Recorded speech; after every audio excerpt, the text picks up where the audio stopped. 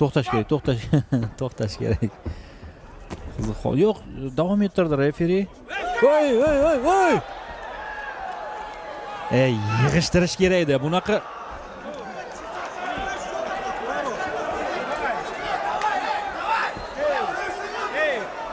boks-ku bu. Nega hisob ochildi hozir?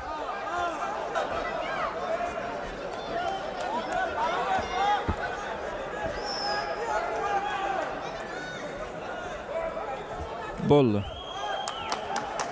Jang yakunlandi.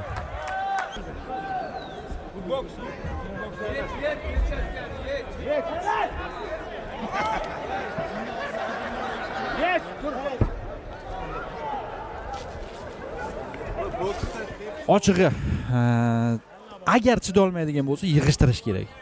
Boksda chiqmasligi kerak, yaqinlashmasligi kerak.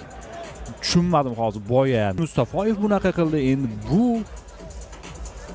hozir yana himoyasiz qolgan qismda yana zarba beryapti. Balkim nimadir degan bo'lishi mumkin, raqib bilmayman, lekin baribir hamma shuncha odam ko'rib turibdi. Teleekran qarshisida qancha inson ko'rib turibdi.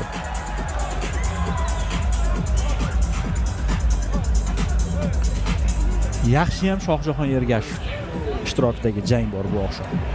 Yaxshi ham zo'r jang bor. Takroriy lavhani ko'ryapti. Arziydi. Hali ham nimadir bo'lyapti. Men tushunaman Asrorjon Aslonov.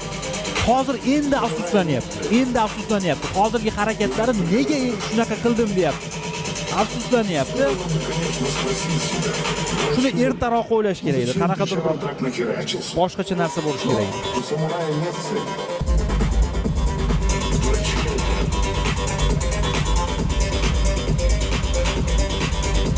Bir nechta noyob hodisa bo'lyapti.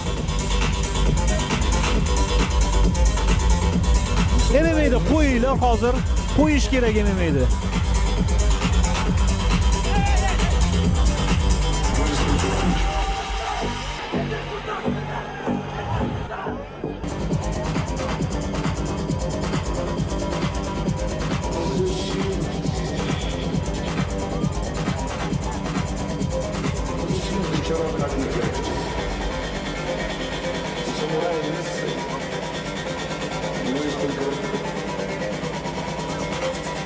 Odilxon Trampli G'alaba qozonganligi haqida ma'lumot bor edi.